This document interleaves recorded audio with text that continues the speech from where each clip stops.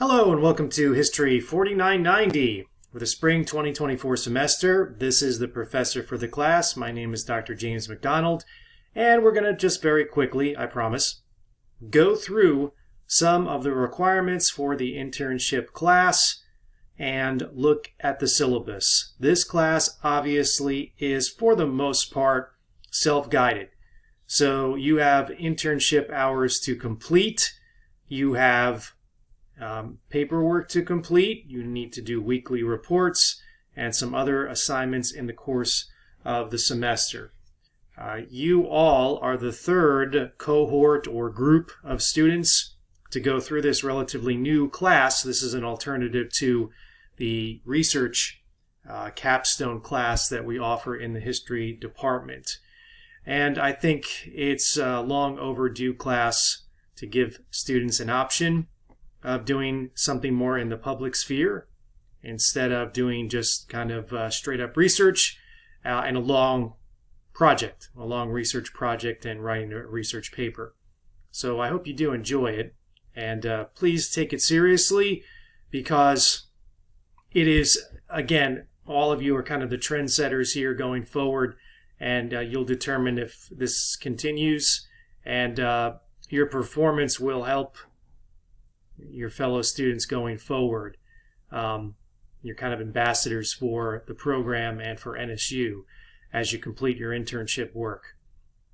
Plus, it gives you other options and things to think about when you go forward and finish the degree here at NSU.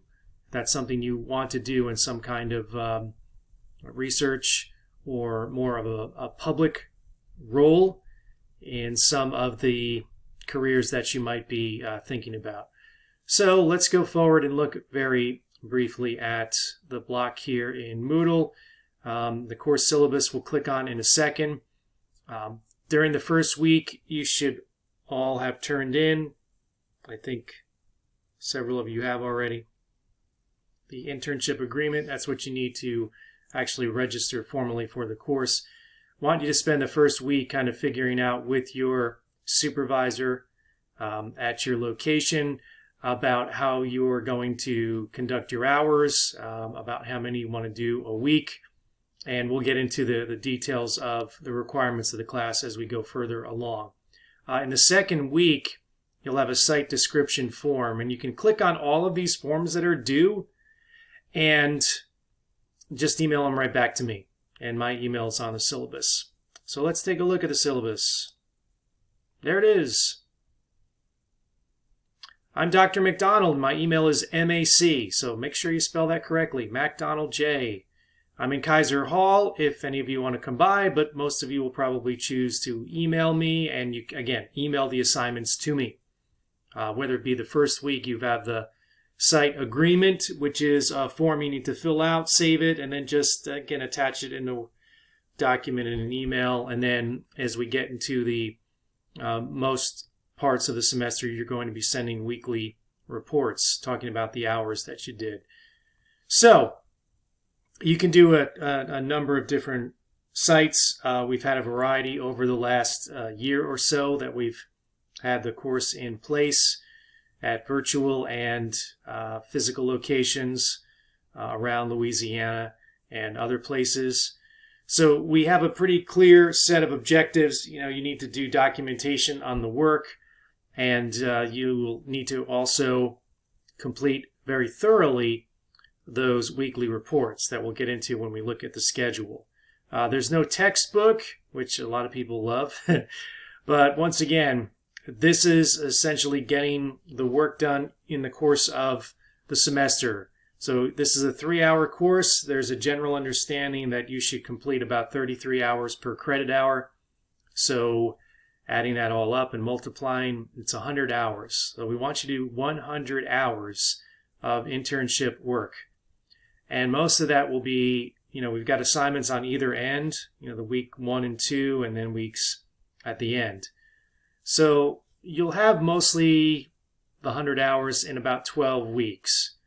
So if you divide that up, that usually gives you about 8 hours, give or take, over those 12 weeks to get the work done. And I don't want you to work 40 hours in 1 week and then take 4 weeks off. You have to balance between this and anything else that you have going on. Your responsibilities in other classes, your personal life, all of that, which you have to do in college and you have to do in life. So keep that in mind. This won't be getting everything done in 3 weeks. But at the same time, you are to treat this like a job you're going to gain experience and to fulfill the requirements of your site supervisor. So let's go through the basic requirements for the grade, and then we'll look at Moodle again and consider what you need to do in the semester. The site description is your first assignment in week 2, so get that to me at the end of week 2. The majority or plurality, maybe, I guess, most of the more points than anything else come out of the completion of hours. And that's 40% of your grade. So as you see, this is weighted differently. Your evaluation from your supervisor, which is turned into me and not to you, at the end of the semester is 10% of your grade. And then, of course, you have weekly reports and a reflection assignment, which is kind of an end of the semester evaluation that you do of your experience. So all of that adds up to what you'll get for the grade. It's basically 500 points. And again, a good portion of that, more than any other part of the grade, is the completion of the hours. So as it says here, treat this experience as a job. The assignments are mandatory. They are due when they are due. I am not going to accept 12 weekly reports at the end of the semester. You have to do this every week. They are due Friday. If you turn them in the following, I should say, Wednesday, they're late, and I won't accept them. So my short synopsis of all of that is take this seriously. Late assignments are penalized 10% per day, and that includes the weekends because this is an internet course. And if you can't make it in a given week, tell your site supervisor and tell me. We don't want to be in a situation where we have to try to track you down and hopefully you won't disappear in the course of the semester. So we have, of course, the required academic statements here that you will see, including attendance, the statement on mental health and wellness, and then we get to the assignments. So the assignments here were listed on how we calculate the grade. Now they're explained in a little bit more detail. What you want to do is complete the site description. So that's a form by which you can find it in Moodle and complete it thoroughly and turn that in at the end of the second week or before if you want to. The internship hours. So this is a 3-credit class. You need to turn in and complete 100 hours. And the completion of those hours are charted in the weekly reports. So you will turn into me on Fridays. That's what I'm going to make them do. So if you do the previous week, that's fine. But for the most part, again, on the other thing that, and this is going through the last couple of semesters, don't neglect the class, don't disappear on us, and take the weekly reports seriously. Be thorough. You are graded on the weekly reports. So if you write a sentence about what you did in a week, it's not adequate. Be descriptive in what you did during the week when you have your hours. Now, if you want to look at or be familiar with what that looks like, I'll pull one up for you here. Hopefully.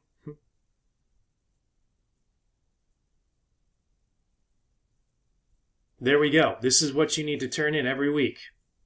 So you've got the dates, the hours worked, and then you total them in a week and then some per multiple weeks. So obviously your first week you'll put the dates that you worked, your task, and then a description of that. You can expand this. This isn't limited to writing a couple of lines. I want to know what you did, what you learned, and you need to describe that in detail. Very straightforward.